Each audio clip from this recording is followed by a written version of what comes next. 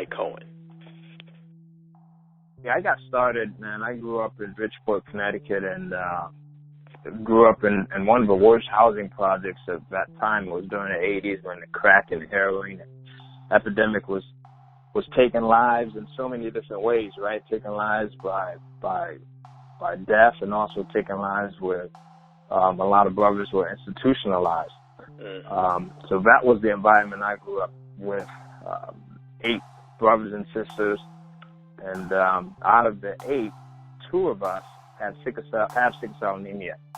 Myself and my sister Gwen. Now, sickle cell anemia, are you familiar with what it is? I'm sure most of the individuals that are listening probably might be. Yeah, just vaguely. I am familiar with it, and I have some family members who have the trait, but not necessarily the full anemia. So can you go into that a little bit? Absolutely. So sickle cell anemia is a disease that affects primarily African Americans, people of Mediterranean descent, Africans, Nigerians, and things like that. And it's a blood disorder that causes an extreme amount of pain. It's a chronic disease, right? Where your blood cells, instead of being this round, pliable shape, whenever you go into what's known as a sickle cell crisis, they mutate into like this crescent shape, hence the name sickle cell, right? Like a sickle shape, which makes it extremely hard for your cells to flow through your veins, and it creates this blockage, right, which causes a ton of pain. It dies off. It kills off certain areas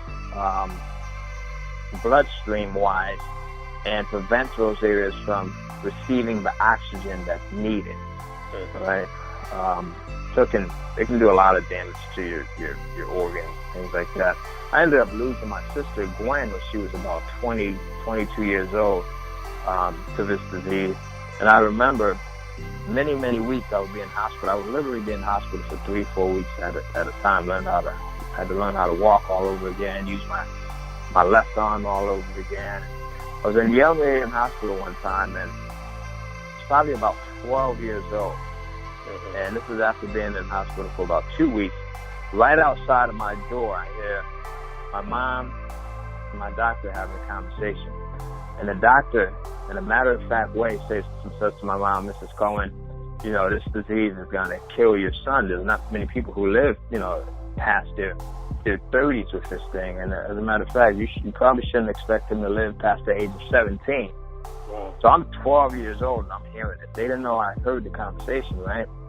And I started bawling, man. I just started crying. You know, 12 years old. I'm in hospital bed crying because that was my reality at the time. I thought either I was going to die as a result of this disease or as a result of the environment that I was in. That I've seen a few, you know, at 13 years old get killed.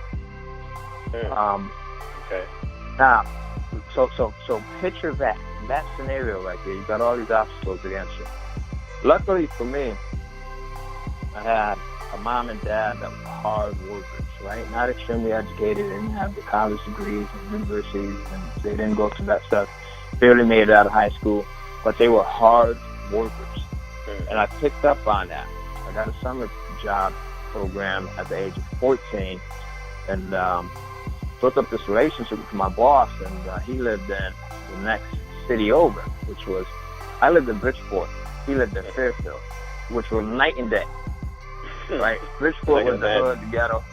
Fairfield was the mansions. I mean, they had the nice cars and everything else, and it was, you know, the ideal location to live in. I ended up going to his wedding one day, and I said to myself, I'm looking around and disbelief. I'm like, man, people live like this? Like this is a beautiful thing.